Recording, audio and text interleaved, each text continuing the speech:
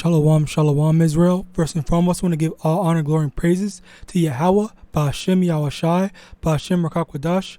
Double honors to the elders and apostles of Great Millstone who taught me this truth through the Spirit, and shalom to the mighty AHPARYam and AHPARYAM out there who are diligently waiting to be delivered from this final captivity.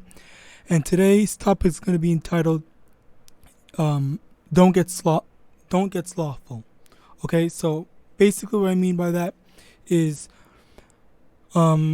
lately, as I've been seeing, there haven't been too much going on in terms of these end times prophecies going on. Yes, there have been some major stuff happening, but I think in terms of peak reporting on things, it's kind of died down and slowed down a bit. So we're not gonna hear as much on it as before, but I'm sure very soon, if not next month or next year, whatever, or maybe next week, there's gonna be some more news. So, but this is just one thing I just saw.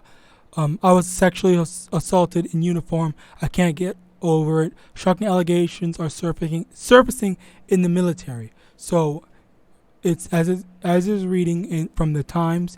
For many young girls across the UK, joining the armed forces is a childhood dream. That does not make any sense. Carefully nurtured at cadet level by the network of community recruiters who rely on 16 to 18-year-old talent pool. Okay, so in the UK, you have this woman or these women, whatever, that are getting sexually assaulted as military cadets, whatever.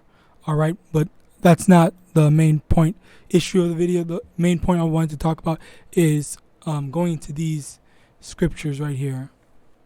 Matthew chapter 24, verse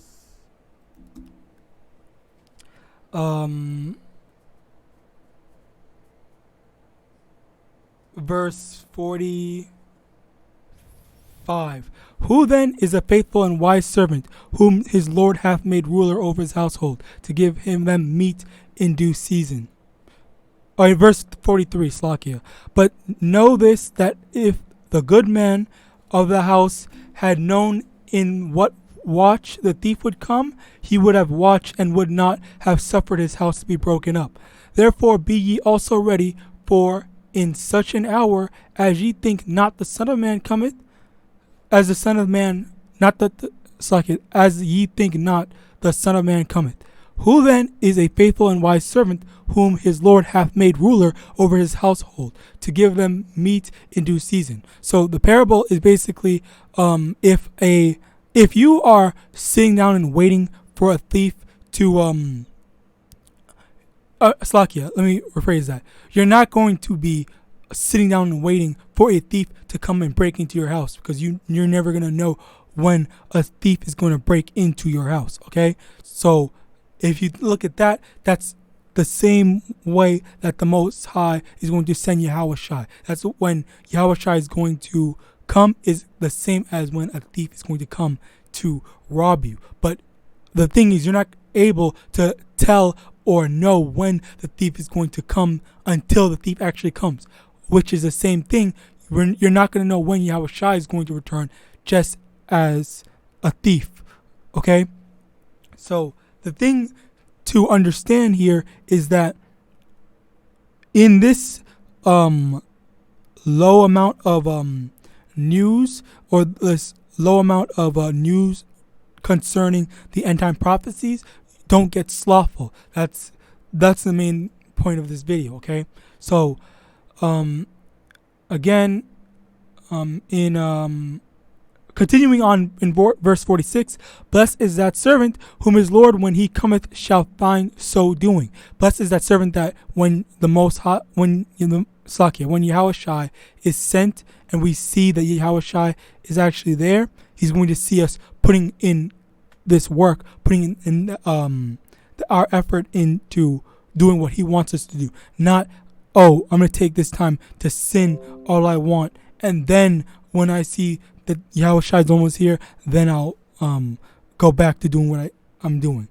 Or what I have to be doing. All right. Verse 48.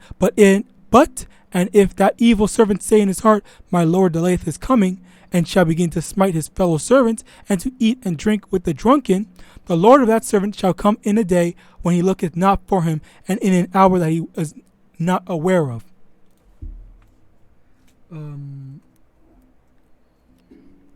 Not aware of. And verse 51, and shall cut him asunder, and appoint him his portion with the hypocrites. There shall be weeping and gnashing of teeth. Okay, so it's if you are being slothful, you're being lazy, you're not putting in your work to this truth, then you're going to be cut off, basically. Okay, because you decided, okay, you know what, my Lord delayeth is coming, I might as well just partake in the sin and enjoy myself, or live life as the Babylonians say. All right, so you don't want to be that evil servant that will be cut off and have his portion with the hypocrites. All right. Now another precept, Matthew chapter 25, verse 26. This is from when the master gave 3 different amounts of talents to 3 different servants. Okay, so the servant that had the least amount of talents, okay, he had the least to worry about, but we're gonna get into it right here. Matthew chapter 25, verse 24. Then he which had received the 1 talent came and said, Lord, I knew thee that thou art an hard man, reaping where thou hast not sown, and gathering where thou hast not strawed. And I was afraid, and went and hid thy talent in the earth. Lo, there thou hast that is thine. His Lord answered and said unto him, Thou wicked and slothful servant, thou knewest that I reap where I sowed not, and gathered where I have not strawed. Thou oughtest therefore to have put my money to the exchangers, and then at my coming I should have received mine own with usury. Take therefore the talent from him, and give unto him which hath 10 talents. For unto everyone that hath shall be given, and he shall have abundance. But from him that hath not shall be taken away even that which he hath. So basically, there was 3 servants who had 3 different amounts of talents. There was one servant that had 5 talents, and he made it 10 when his Lord returned. And there was another servant that had, I believe, 2 talents, and then he made it 4. And then the last servant that had 1 talent, but he only kept it as 1. But if you only have 1, you're not supposed to just keep it at 1. You're supposed to multiply it, okay? Or duplicate it, all right? So make it 2. That's what he was supposed to do, but he didn't, because he was very lazy, and he just, was just slacking off. And that's basically what is applied to us when we're in this truth. If as we are in this truth, we have a responsibility to uphold, and we're supposed to multiply our talents. So it could be money, it could be our capabilities of doing something. Like if you're good at making posters, if you're good at teaching, if you're good at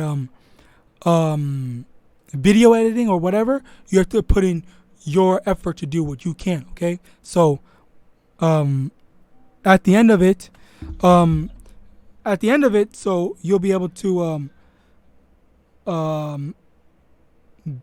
look at face the Most High, and he will reward you according to what you have done. All right. But unlike this slothful servant who didn't do anything, okay? And as it says, his Lord was mad at him, okay? And he told me he should have put in work and done something with what he had. Okay? So if you're not going to put in the effort, or you're not going to put in the work, then the Most High is going to give that responsibility to someone else who has abundance. Okay? And then in addition to having an abundance of responsibility, he's going to have an abundance of reward. Okay? So if you have something that you're able to do, put in that work. Don't be lazy. Don't be slothful. All right? And with that, I hope this lesson was edifying. I want to give all honor, glory, and praises to Yahweh, Ba'Hashem YAHAWASHI, Ba'Hashem YEGUERkiejejkhkvukefhiuvgyjgukerihu, double honors to the elders and apostles of Great Millstone who taught me this truth through the Spirit. And with that, again, remember, even though we're not seeing much, don't let that make you get lazy. Still keep on doing this work. Okay? And with that, I want to say shalom.